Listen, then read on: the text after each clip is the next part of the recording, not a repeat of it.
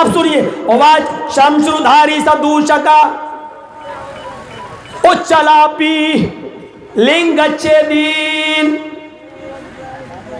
सब के सब खतना कराने वाले होंगे। मोहम्मद के साथी सब के सब, अंतिम ऋषि के साथी सब खतना कराने वाले होंगे। और आखिरी बात, सारो भक्षो मतो मम, सारो भक्षो मतो मम, मोहम्मद के साथी सब कुछ खाएंगे, गोश्त भी और सब्जी भी, सारो भक्ष सब कुछ खाएंगे, लेकिन हर जानवर का गोश्त नहीं खाएंगे। बिना कौलन च पश्वस्तेषाम, बिना कौल बिना मंत्र के जो जानवर ज़िबा किया जाएगा उसको वो नहीं खाएंगे, वो उसी जानवर को खाएंगे जिस पर कौल पढ़ा जाएगा, मंत्र पढ़ा जाएगा, यानी बिस्मिल्लाह अल्लाहु अकबर कहकर जो जानवर हलाल होगा। अब सवाल ये है कि कुत्ते पर भी बिस्मिल्लाह पढ़ लो तो क्या वो हलाल हो जाएगा? गधे पर भी पढ़ लो तो क्या हलाल हो जाएगा? नहीं। ये सवाल हमसे बहुत पहले हुआ था, पंडित ने किया था, मौलाना साहब जिंदा बकरा जिंदा भैंस हलाल है कि हराम? मैंने कहा कि हलाल। हंसने लगा। मैंने कहा क्यों, क्या हुआ? मैंने कहा क्या हुआ? कहने लगा मौलाना साहब जब जिंदा बकरा जिंदा भैंस हलाल है तो फिर हलाल जानवर पर आप लोग बिस्मिल्लाह क्यों पढ़ते हैं? कैसी काटो और खा लो। फंसा दिया उसने हमें। मैंने कहा बिस्मिल्लाह इसलिए पढ़ते हैं कि बगैर बिस्मिल्लाह के वो हराम है। तो फिर एकदम फंसाया। क्या कहता? अभी तो आपने कहा था जिंदा बकरा जिंदा भैंस हलाल है, अब आप कह रहे हैं बगैर बिस्मिल्लाह के हराम है। तो इसका मतलब यह है कि उस पर बिस्मिल्लाह अल्लाहु अकबर पढ़ेंगे तो फिर हलाल होगा ना? हमने कहा हाँ। इससे पहले क्या था? मैंने कहा यार ये तो और फंसा लिया, ये तो बड़ा लग रहा पढ़ा लिखा। लेकिन मेरी खोपड़ी ने काम किया। मैंने कहा हाँ ये कहाँ ला रहा है? मैंने कहा अच्छा चलो। अब मैं आया, मैंने कहा हाँ पंडित जी अब बोलो। मेरी खोपड़ी काम कर गई। जिंदा बकरा जिंदा भैंस क्या हुआ? मैंने उसको समझाने के लिए मैंने कहा हराम है। हाँ तब भी फंसोगे मौलाना। मैंने कहा फंसाओ। जिंदा बकरा जिंदा भैंस हराम है? मैंने कहा हाँ। फिर हलाल कैसे हुआ? मैंने कहा उसको लिटाया, बिस्मिल्लाह अल्लाहु अकबर कहा, हलाल हो गया। इस मंत्र में इतनी ताकत होती है? वो तो कलमा कह रहा था, इस कलमे में बिस्मिल्लाह में इतनी ताकत? मैंने कहा हाँ बहुत ताकत है, इससे हराम जानवर हलाल हो जाता है। देखिए कहां ला रहा है।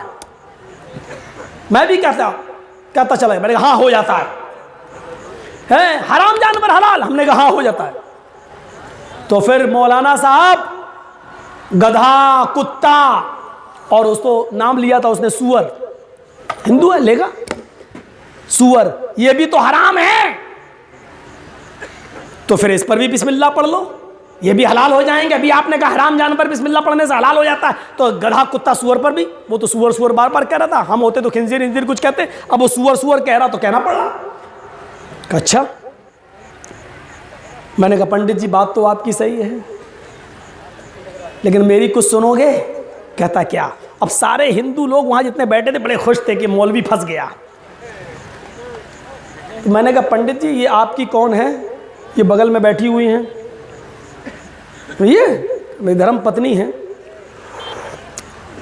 मैंने कहा सिर्फ पत्नी कह देते तो काम नहीं चलता, धर्म लगाना जरूरी था क्या?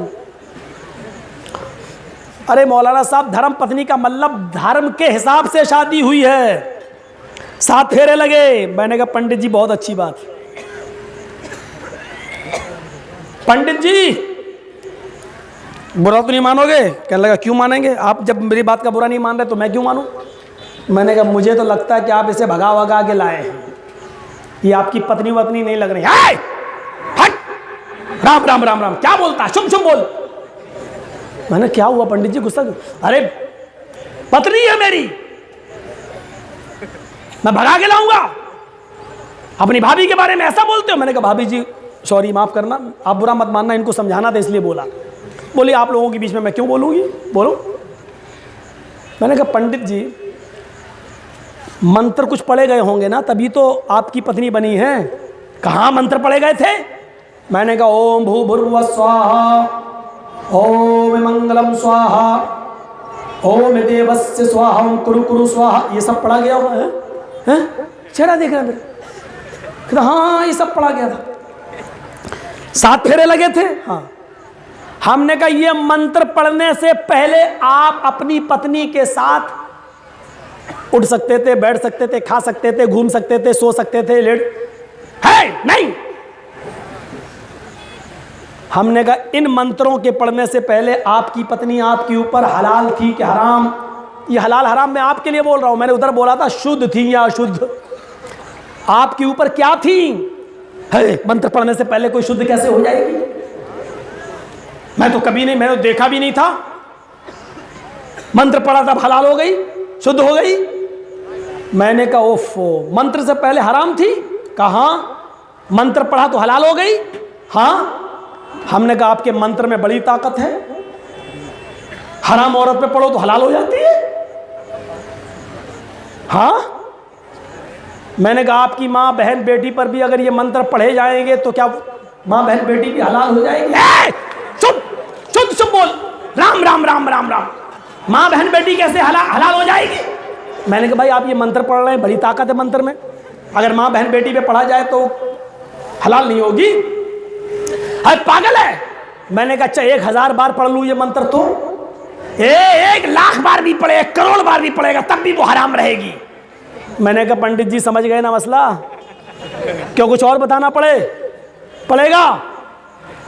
मैंने कहा कि इन मंत्रों से हर औरत हलाल नहीं होती है, वही औरत हलाल हो सकती है जो हलाल होने के लायक है, जिनकी लिस्ट रामचंद्र जी ने बता दी, कृष्ण जी ने बता दी कि ये मंत्र से ये औरतें हलाल हो जाएंगी, माँ बहन बेटी हलाल नहीं होगी। ऐसे ही हमारे यहाँ बिस्मिल्लाह अल्लाहु अकबर से मुहम्मदुर रसूलुल्लाह ने एक लिस्ट बता दी, बकरा है, भैंस है, ये है वो, ये जानवर हलाल हो जाएंगे, गधा कुत्ता सूअर हलाल नहीं होगा। समझे पंडित जी? अंडरस्टैंड? समझ में आया आपके बात? कैसे महाराज बड़े बड़े मौलवियों से पूछा, हम जानकारी चाहते थे। अब वो भाभी बोली पंडित जी की पंडिताइन बहुत मुँह चलाते हैं, सबसे बोलते हैं ले चल बैठी उसके ऊपर है। अब वो पंडित जो है उसकी घरवाली बेचारी रास्ते भर पूरी सब्जी खिलाती हुई लाई हमें, है आप तो भगवान है। हमने पंडित जी को कोई मानते ही नहीं था किसी की, आपकी बात मान लिया, आपकी बात मान लिया। फिर दूसरी बातें चली तो सर्वभक्षो मतो मम, हिंदू धर्म की किताब में कहा सब कुछ खाओ, जो भी हिंदू आपसे कहे कि मीट सब बराबर, गाय भैंस का खा लेते हो, गधे का भी खाओ, कुत्ते का भी खाओ, आप उससे एक ही सवाल करिएगा बस, पेशाब सब बराबर, गाय का पी लेते हो, कुतिया का पी के दिखाओ, सूअर का पी के दिखाओ, जाओ देखो क्या जवाब देता है। ऐसी तिलमिलाएगा, भागेगा वो है। और हिंदू भाई तो मुकदमा वैसे ही हार गए यहां पर, इस स्टेज पर। जितने जानवर मुसलमान खाते हैं उतने ही जानवरों का हिंदू दूध भी पीता है।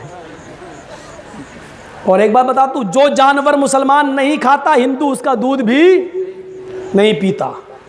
भाई हमारे यहाँ जो जानवर हलाल है हम उसका दूध भी हलाल समझ के पीते हैं, जो जानवर हराम है उसका गोश्त भी हराम, दूध भी हराम। हिंदू धर्म में तो जब सारे जानवर हराम हैं तो दूध कैसे हलाल हो गया? पहली बात। दूसरी बात, उन्हीं जानवरों का दूध तुम क्यों पीते हो जो हम खाते हैं? मसलन मुसलमानों में भैंस हलाल है, हम उसका दूध पीते हैं, तुम भी भैंस का दूध पीते हो। हमारे यहाँ गाय हलाल है, लेकिन चलिए आपकी माँ है, हम मुसलमानों से भी गुजारिश करेंगे किसी की धार्मिक भावनाओं को मत भड़काओ, अच्छी बात है, लेकिन दूध भी हम उसका पीते हैं, आप भी उसका दूध पीते हो। हम बकरी खाते हैं, उसका दूध पीते हैं, तुम भी उसका दूध पीते हो। सवाल यह है कि हम कुत्ता नहीं खाते, कुतिया नहीं खाते। किसी हिंदू को कुतिया का दूध पीते हुए देखा है?